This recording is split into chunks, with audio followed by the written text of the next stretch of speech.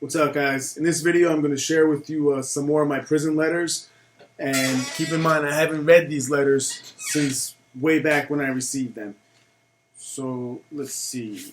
Alright, this one is to me in Leesburg from Northern State Prison. Let's see. Alright. Received your letter, and you remind me of Ricky Nelson's song, Traveling Man. You move around like a man running from a bill collector or a wild woman. How are you, and how's Lauren? How are the families? I have been to the camp or farm there. I worked in the barn feeding the cows for 2 weeks. Then I went to work in the kitchen cooking the cows. This is in a prison that I was just transferred to. He's talking about called Bayside. And when you get minimum security status, or when you're about to get released, they lower your status and you go to work on this farm. So I never got to work on the farm though. So that's what he's talking about. So have you got all your paperwork in order? Parole will release you soon. You have given them almost all your time and you haven't gotten in much trouble. Me, I'm working hard and attending computer and behavior mod classes. I like the behavior mod teacher. I wonder how Wicker Girl is. See what I have to think of must change that behavior, therefore behavior modification. Alright, so Wicker Girl, what he's talking about, this is actually funny, brings back crazy memories. He and I were cellmates in a lockdown situation, and the cell that we were in, every morning, he was in there for like a year and a half before I moved into that cell. And every morning at like fucking 6:30 in the morning, he would be up and he would be staring out the window. And I asked him, what the fuck are you looking at? And he pointed out to me that there's a store far on the other side of the street that he could see that sold wicker furniture. And one of the employees was this really pretty girl that came every day at 6:30 in the morning, and he would get up just to watch her get out of her car and go into the store. And he nicknamed her Wicker Girl. So that's what he's talking about. That's crazy, but it just goes to show you guys, when you're in situations like that, anything can become entertaining. Anything is a good thing to break the monotony of what you're doing there. Man. Alright, so court line here is really rough. No justice, and because of the racial makeup and gangs, the white guy catches a lot of flack. But every once in a while, I win, and then they don't curse me out. He's basically an attorney, like a jailhouse lawyer, helps other inmates defend themselves when they get charges in the jail, and they appear in what's called court line. It's like a court proceeding within the jail, but 9 times out of 10, you're guilty in that. I've been guilty every time. They don't want to hear shit. I'm fighting a court line decision in the appellate division right now, and if I win, I can raise my fee from nothing to something. They're holding up my transfer because of my job. Out of 3,000 people, there's only 4 court line paralegals and only 2 of us that care. They may be opening a no-smoking unit. If they do, my name is in the top 10. I hate the smell of it. There are rules about smoking indoors. Only 6 charges have been written for smoking, and those that were because they got caught smoking in the gym. I don't want them writing charges for anyone. I just want a smoke-free area. He and I never got along on that because I smoke and I don't give a fuck. But when I was locked in cells with fucking 4 people in a tiny cell and everyone was smoking nonstop and we were allowed to smoke, that became crazy because there's no fucking ventilation, no fresh air. You just, engulfed in fucking a cloud of smoke all the time. Enough complaining. I wish you the very best, and I pray that by the time you receive this letter, you will be seeing parole. Yeah, and Lorna, you are making plans for a long, loving life filled with God's blessings. Are you going to church and staying strong spiritually? Best be. Well, I'm ending this with love and best wishes for you and yours. Your friend. God sends his blessings. That's real cool. This guy's a real cool old head that I'm friends with. Stuff brings back a lot of memories to me. Man. Alright, this one is from Rahway, New Jersey, to me in Bayside State Prison. Let's see.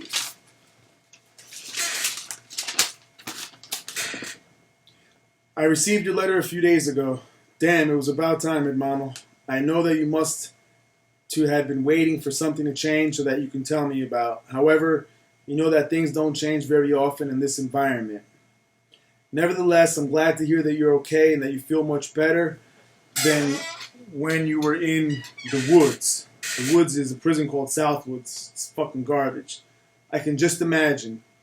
I don't think that you will get to see my brother. I don't think he can get status. He has an INS hold. Just for that, classification won't give him status. But then again, anything can happen in this system. Hey man, please do take advantage of the free weights. Just don't get hurt. I too work out 6 days a week, one body part at a time, bench twice per week. I messed up my shoulder rotator cuff a while ago, but I didn't give up. For there's only two things that can happen. Either it fixes itself or it gets worse. Ha ha. I bet you like that philosophy. I'll stop everything when I'm dead. What can I say? Bro, you bench 465? I don't want to doubt you, for I know that you have that retard strength, but damn, here are some big dudes, and they don't bench that. There are those that do more than that, but it's not very common. I don't like gambling, but if you were here, I would make some money off of you. Ha. That's funny because I never gambled either in prison, except for a handful of times that I did just to get to some food in canteen and commissary and give it to some poor person as charity. And I did a couple bench press, bets like that. That's the only time I ever did it. Have you heard from Lagrima? He hasn't written to me in quite some time. I'll write to him today and see what he's up to.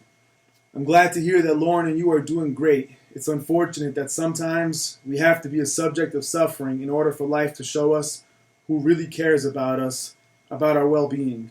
He's so right about that, man. You really see your true friends when you're down, knocked out at your worst. I'm sure that you will be all right with her when you get home. What that hell, I don't know what that is. You don't have to get married to prove your love. In both of your hearts, you guys know that you feel for each other. Signing a paper is just to satisfy the laws of man. Nonetheless, if for her family as well as for her getting married is tradition, then you must consider and ultimately come to a mutual agreement. Bottom line, mutual understanding of the circumstances is what preserved the relationship. Hopefully you'll get the bracelet, but like you said, don't count on it. I don't blame you for not wanting to go to a halfway house. You know that I'm with you on that one. Although I don't think that I would want to get out on the bracelet. You know my theories of the system. I just don't like the feeling of them knowing every single step that I make. But that's just me. Alright, he's going on to some personal shit here. He talks about my father. He says, you're not like him. Forgive me for what I'm about to say. You are not a conventional thinker, where he is, along with a huge portion of society. People like us, I consider visionary. We are not afraid of confronting our fears, nor push our imaginations and ideas to the extreme. Let me see. All right, go ahead, brother. Materialize your ideas. There are only two things that can happen. Either you make it or you don't, and might hit rock bottom. And in that case, you have already been there and have been able to lift yourself up with dignity. Nobody can tell you otherwise. Nobody is qualified to judge you or criticize you. This is about you, yourself, and nobody else. I trust that you will do great. You were born to succeed. You are obviously a natural. Besides, you are in possession of a quality that many, although they physically have it, morally they don't. And that is heart and balls. I'm with you all the way, mi hermano. You know that. Slap those that doubt you and shine above those who eternally criticize you. I wouldn't be a good friend if I wouldn't tell you this. About me, well, I'm okay. Like you said, nothing new. Nevertheless, I'm in a good state of mind, the best ever. Like you, I too feel something very good awaits me. I'll just have to go and get it. I erased a few chapters of my book. I started over. It's not hard, but I do get a bit emotional at times. So many bad memories. But those memories are what I am today, and I deal with them every day of my life for the best. And as far as you saying that our minds are our worst enemies, I'm certain of it. For I see the face of God and the devil every time I face my mirror. Right back to me soon. I really do love you, my brother, unconditionally, and you have been the truest and best friend I have ever had. P.S. I forgot to tell you. I made contact with the people that someone told you about in the county. All possibilities are open, streetwise too. I have built a good relationship with these people. They might become useful in the future. Okay. Let's see, guys. I'm going to do one more, all right?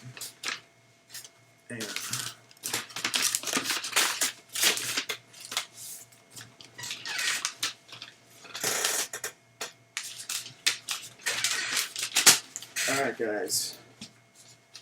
What's up, my brother? Almost a week ago, I received the letter you sent me with the hell of good news. I don't have enough words to explain to you how happy I am for you.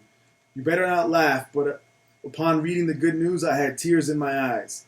I'm so glad that you are finally leaving this shit behind and you can begin to build your life without any obstacles.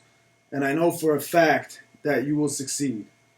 I can't imagine how Lauren must be feeling. Finally, after all that she has been exposed to, her man is finally coming home. I think that's great that she's buying the house for when you get out. There's nothing better than having your own stuff. She didn't buy a house. She rented a house. That woman has proven to be strong and by your side, and a strong woman will always stand by her strong man. You'll be all right. All right.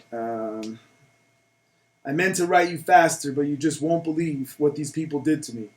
They have accused me of being a terrorist. These prisons, along with 3 more in the state of New Jersey, were locked down for a week.